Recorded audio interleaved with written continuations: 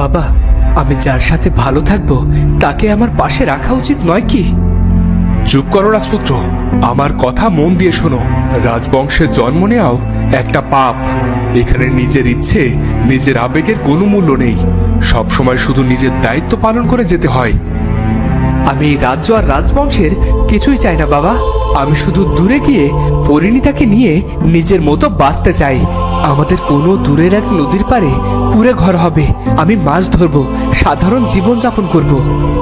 জীবন পরিকল্পনাতেই সুন্দর, যখন বাস্তবে যাবে তখন বুঝতে পারবে। তুমি এখন এসো কুমার, আমার বিশ্রামের সময় হয়েছে। পুত্রের চেয়ে কি আপনার কাছে আভিজাত্য বড় হলো মহারাজ? তবে আপনি আপনার আভিজাত্য নিয়েই থাকুন, আমি আমার পথে চললাম। বেশ, তাই হবে। তোমার চাওয়া আমি মেনে নিলাম। তবে ওই মেয়ে কখনো রাজ্যের মহারানীর সম্মান পাবে না। টেকো রানী হলে প্রজারা ছি ছি করবে, তাতে আমার সম্মানহানি হবে। তখনই ছুটতে ছুটতে এলো রাজপুত্রের বন্ধু। কি হয়েছে? তুমি এমন করছো কেন? মার্জনা করবেন মহারাজ। রাজপুত্র, খবর পেলাম উত্তরের রাজকন্যার বিয়ে ঠিক হয়েছে মন্ত্রীপুত্রের সাথে। উত্তরের সেনাপ্রধান আমার আত্মীয়, তার কাছেই খবর পেলাম। না, এটা হতে পারে না। আমি পরিণীতাকে কথা দিয়েছি, রাজকন্যা ঠিক আমার অপেক্ষা করবেই। যা হচ্ছে তা হতে দেওয়াই ভালো। জন্ম, মৃত্যু আর বিয়ে সবই বিধাতার লেখা। এখানে মানুষের কোনো হাত নেই। আমরা চাইলেই তো সবকিছু আটকাতে পারি বাবা। আপনি আমাকে সাহায্য করুন। আমি পরিণীতাকে ছাড়া বাঁচতে পারবো, কিন্তু ভালো থাকতে পারবো না। আপনার কাছে কোনটা আগে বাবা? শান্ত হও কুমার, আমি আছি তো। ঠিক আছে, আমি দেখছি।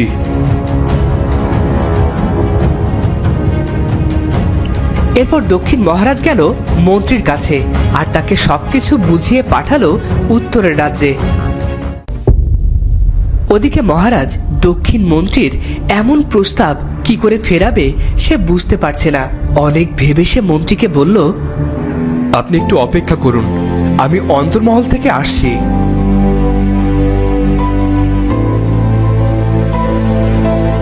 মহারাজকে হন্তদন্ত হয়ে আসতে দেখেই ছোট রানী প্রশ্ন করল, কি হয়েছে মহারাজ?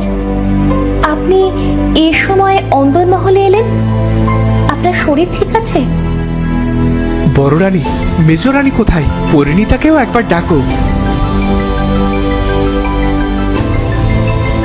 অসময়ে মহারাজের গলা শুনতে পেয়ে রাজকন্যাকে সাথে নিয়ে এলো বড় রানী এবং মেজ রানী।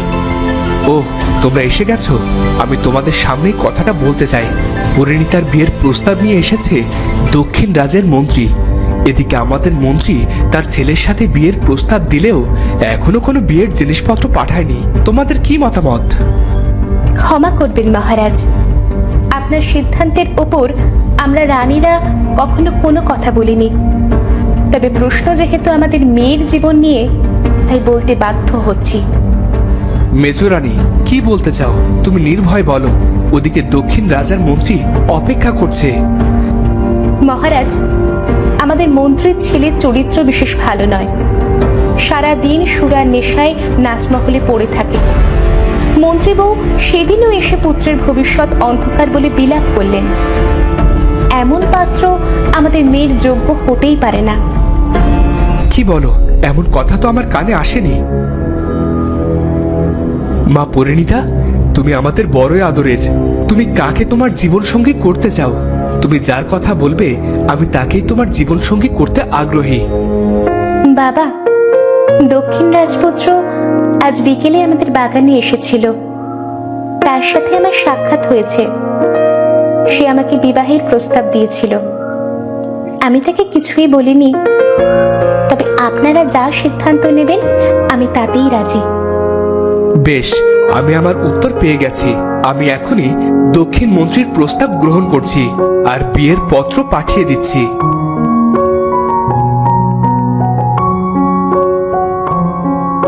মহারাজ হ্যাঁ সূচক পত্র পাঠিয়ে দিল আর দক্ষিণ মন্ত্রীকে বিদায় জানালো। সবটা ভালোই ভালোই মিটে গেলে তো আমার কোনোই লাভ হবে না। আমি কিছুতেই সব ভালোই ভালোই মিটতে দেব না। এই রাজসিংহাসন আমার চাই। আমি বরং চিঠিটা বদলে দিই। মন্ত্রী চিঠিটা বদলে দক্ষিণ মহারাজের কাছে দিতেই সে রাগে জ্বলে উঠল। উত্তর রাজার এত সাহস আমার রাজপুত্রের সাথে তার টেকো মেয়ের বিয়ে দিতে আপত্তি জানায়। আমি নিজে যাব উত্তরে। আমি থাকতে আপনি কেন? আমি গিয়ে উত্তর রাজার বংশকেই নির্বংশ করে আসি। না, তুমি নও, আমি নিজেই যাব সেখানে। মশা মারতে কামানের কি প্রয়োজন মহারাজ? চুপ করো, যা জানো না তা নিয়ে কথা বলো না মন্ত্রী। আমি একটু একা থাকতে চাই। এদিকে রাজপুত্রের দুশ্চিন্তার শেষ নেই। তার বন্ধু জানালো, মন্ত্রীমশাই খবর এনেছে উত্তরের মহারাজ নাকি এই বিয়েতে সম্মতি দেয়নি। কি বলছো এসব? রাজকন্যা নিজে আমাকে ঘটক পাঠাতে বলেছিল। বন্ধু, মেয়েদের বুক ফাটে তবুও মুখ ফোটে না। সে হয়তো তার বাবাকে কিছুই বলতে পারেনি। না না, এটা হতে পারে না। আমাকে এক্ষুনি রাজকন্যার সাথে দেখা করতে হবে। আমি চলি। কিন্তু এত রাতে যদি কোনো বিপদ হয় রাজপুত্র? বন্ধুর কোনো কথাই না শুনে সে রাজকন্যার সাথে দেখা করতে চলে যায়। পরিণীতা তখন ঘরের এক কোণে বসে রাজপুত্রের কল্পনায় বিভোর। রাজকন্যা, আমি জানতে চাই তুমি কেন আমাকে বিয়ে করতে রাজি নও? রাজপুত্র, আপনি এখানে? কেউ দেখে নেয়নি তো? আপনি এত রাতে? কি হয়েছে?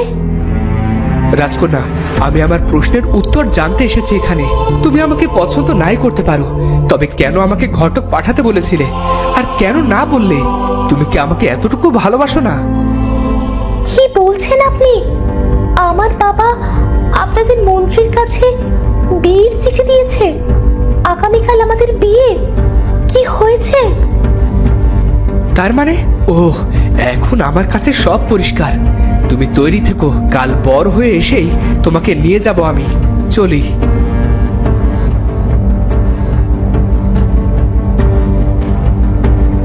কি হলো?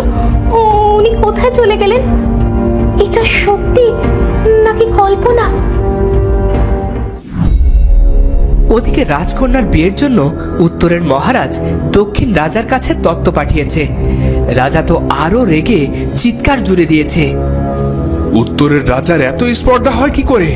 আমার মন্ত্রীকে না বলে আবার বিয়ের তত্ত্ব পাঠানোর সাহস পায় কেমন করে? আমার কাছে সব পরিষ্কার বাবা। বনে আমার উপরে আচমকা হামলা যে করেছিল সে আর কেউ নয়, আমাদের মন্ত্রী। আমার জন্য আসা বিয়ের পত্র সেই বদলে দিয়েছে। কারণ আমি না থাকলে রাজার কিছু হলে রাজধর্মের নীতি অনুযায়ী মন্ত্রী সিংহাসন পায়। কি মন্ত্রী মশাই, আমি ঠিক বলছি তো? তীরের নীল পালক কেবল আপনিই ব্যবহার করেন। আমাকে ভুল বুঝছেন রাজপুত্র। আমি কেন এমন করব? এই, কে আছো? এই বিশ্বাসঘাতককে এখনই কারাগারে নিক্ষেপ করো। কুমারের বিয়ের পর একে শুলে চড়ানো হবে। ভুল হয়ে গেছে মহারাজ, আমাকে ছেড়ে দিন। সিংহাসনের লোভ আমাকে পেয়ে বসেছিল। আমাকে বাঁচান মহারাজ। কিন্তু মন্ত্রীর কোনো কথা শোনার কেউই ছিল না। পরদিন দক্ষিণ রাজা তার ছেলেকে নিয়ে উত্তরের রাজ্যে গেলেন। আর তাদের সঙ্গী হলো রাজপুত্রের বন্ধু। আজ পরিণীতার বিয়ে। রাজকন্যার দিক থেকে চোখ সরানো যায় না। শুধু মাথায় কোনো চুল নেই বলে বাকি সব সৌন্দর্য ফিকে লাগছে। তুমি আমার বন্ধু হয়েও আমার সাথে এমন করলে। আমার পুত্রটাকে নিজের টেকো মেয়ের বশে করে নিলে। বন্ধু হয়ে তোমার এই অপরাধ আমি কখনো ক্ষমা করব না। আর তোমার মেয়ে কখনো আমার প্রাসাদের রাজবধূর মর্যাদা পাবে না। কুমারের এই ঘোর একদিন ঠিকই কেটে যাবে। ক্ষমা করবেন দক্ষিণ মহারাজ। বিয়ের প্রস্তাব আপনার পক্ষ থেকে এসেছিল, আর এখন বিয়ের লগ্ন। এসব বলে আর কোনো কিছুই হবে না। তবে আপনার কাছে অনুরোধ, আমার মেয়েকে আপনি পিতার স্নেহের অভাব মুক্ত করবেন। আমি আর কোনো কথা শুনতে চাই না। ওদিকে বিয়ে শুরু হলো। টেকো রাজকন্যা পরিণীতার গলায় রাজকুমার মালা দিতেই রাজকন্যার টাক মাথায় চুল গজাতে শুরু করলো। রাজকন্যার মাথায় কেশ গজাতে দেখে সবাই অবাক হয়ে গেল। আমি ধন্য যে আমি তোমাকে আমার স্ত্রী হিসেবে পেয়েছি। আপনি আমার সত্যিকারের ভালোবাসা রাজপুত্র। আজ আপনার ভালোবাসার জন্যে ভিখারির অভিশাপ থেকে আমি মুক্ত হলাম।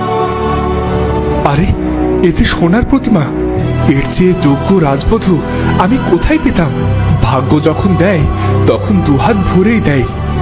তো বন্ধুরা, টেকো রাজকন্যার অভিশাপ তো মোচন হলো, কিন্তু এরপর কি হলো? রাজকন্যার রাজপুত্রের কি সুখের সংসার হবে? জানতে হলে পরের পর্বটি দেখতে ভুলো না। দেখা হচ্ছে পরের ভিডিওতে। ধন্যবাদ।